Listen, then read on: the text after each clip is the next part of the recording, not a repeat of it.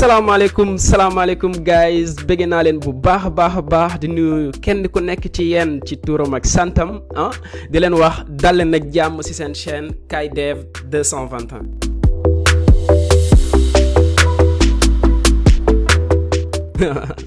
Alors man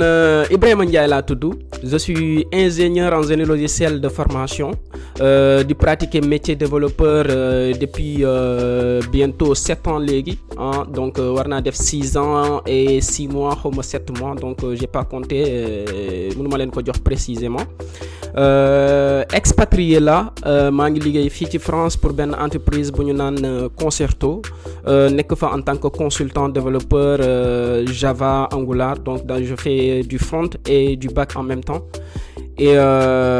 voilà quoi. Donc tey sama personne n'est pas à l'ordre du jour, ñu jàll ci beneen question.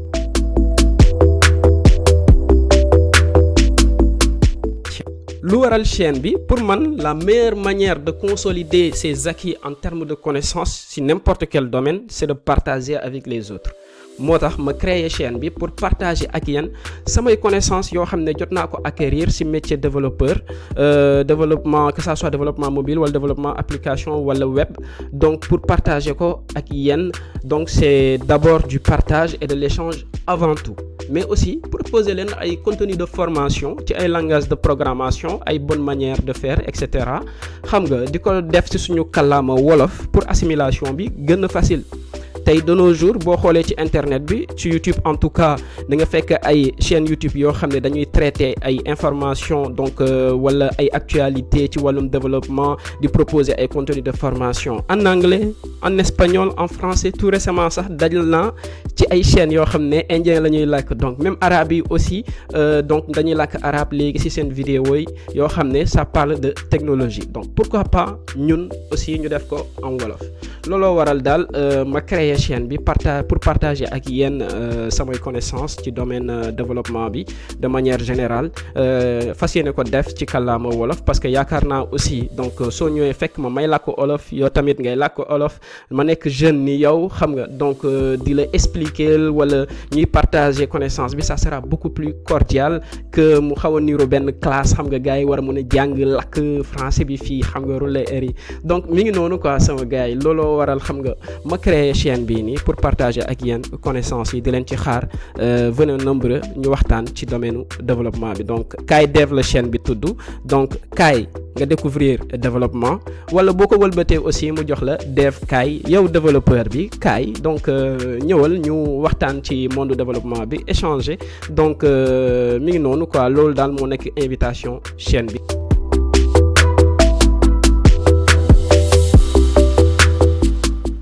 Alors, la chaîne traitera de tout ce qui se passe dans le monde du développement de manière générale. Donc dina am ay vidéo ya nga xam ne ci actualité développement bi lay wax,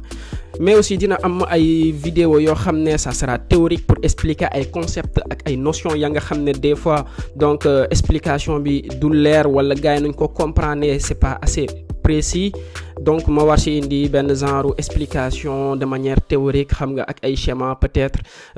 voilà, pour affaire yi gën a mën a explicite, toujours ci suñu kàllaama quoi. Mais aussi dina am ay vidéo pratique. ci vidéo pratique yi sax commencé naa benn série de vidéos ba nga xam ne ci langage de programmation Java lay wax, nga xam ne dina la mën jëlee ci benn point A yóbbule ci benn point ba, même je dirais pas Z, wala benn point boo xam ne en tout cas di nga jege Z bi quoi, X wala Y, xam nga. Donc dina la permettre nga xam lépp luy subtilité langage de programmation yi, et nu ma ko defee ci Java noonu laa ko fas yéene defee ci yeneen technologie. En plus on va parler de base de données, on va parler de Java, on va parler de PHP, on va parler d'Angular, on va parler de Docker, on va parler de Kubernetes, xam nga, on va parler de Micronauts, on va parler de Spring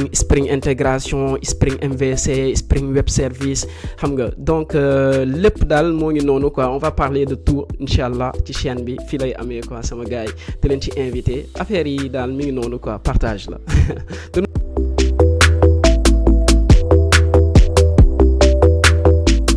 Dernière question bi mooy la mooy perspective chaîne bi dafay ñëw regrouper benn communauté donc képp koo xam ne yow yaa ngi bëggee chaîne bi neex na la abonné nga wala en tout cas lu ñuy def neex na la donc dina am benn communauté boo xam ne dinañ ko ibbi yow nga war a mën a bokk ci communauté boobu noonu ñu mën a def ay échange xam nga mën a waxtaanee ci ay langage de programmation partager ay connaissances ci wàllum développement bi de manière générale xam nga en même temps dina am ay interview yoo xam ne fas yéene naa ko def par rapport ak ay expatriés yoo xam ne c'est des Sénégalais yu nekk fii ci Europe bi di liggéey ci wàllum développement de manière générale wàllum informatique bi lépp loo xam ne développement mobile la développement application développement logiciel lépp loo xam ne développement robotique aussi ak machine learning en tout cas Sénégalais yoo xam ne ñoo ngi fii ci diaspora bi mu ne def ak ñoom ay interview kenn ku ci nekk joxe xalaatam wax la nga xam ne moom loolu la fas yéene ñaax ñoo xam ne ñoo nekk ci suuf nekk en formation ci lan la ñu war a mun fa la ñu war a mën a teg seen tànk lan la ñu war a mën a moytu lan mooy bonne pratique ya nga xam ne ñoom war nañ ko mën a mettre en pratique de telle sorte que ils seront de meilleurs développeurs parce qu'ils sont déjà de bons développeurs xam nga mais de meilleurs développeurs. Damay participer pas mal à des salons comme ay Devox yoo xam ne jot naa ci participer dem fekkee nan lay amee donc France fii am na pas mal de salons ak ay bootcamp ak ay conférences yoo xam ne gars yi dañ koy organiser muy regrouper ay développeurs ay gars yoo xam ne ñoon ci high tech bi ci technologie beeg yooyu noonu mën ci partager ñoom seeni connaissances def ci ay conférences jël toute une journée xam nga defaree durer 3 jours bu ma mujjee dem bi ça a duré 3 jours donc je me dis pourquoi pas après mën a gisee ak ñooñu noonu xam nga def benn collaboration indi leen Sénégal ñoom tamit ñu mën a présenter seen liggéey day nekk ñoo xam ne ñoom ay créateurs de framework lañ ñenn ñi liggéey nañu carrément lors de la création du langage de programmation que ça soit ay gars yoo xam ne dañuy liggéey ci Angular dañuy liggéey Google et cetera mun leen inviter indi leen Sénégal def fa benn genre événement bu rëy boo xam ne dina jël toute une journée wala jël sax 2 ou 3 jours ñu mun partager ak ñun suñuy connaissance ci wàllum développement bi ñu inviter ci développeurs yi yëpp gars yi nekk benn genre moment de convivialité boo xam ne dinañ ci profito pour kenn ku ci nekk mun def benn xam nga monter en compétence ci domaine ya nga xam ne moom moo ko intéressé ci monde développement bi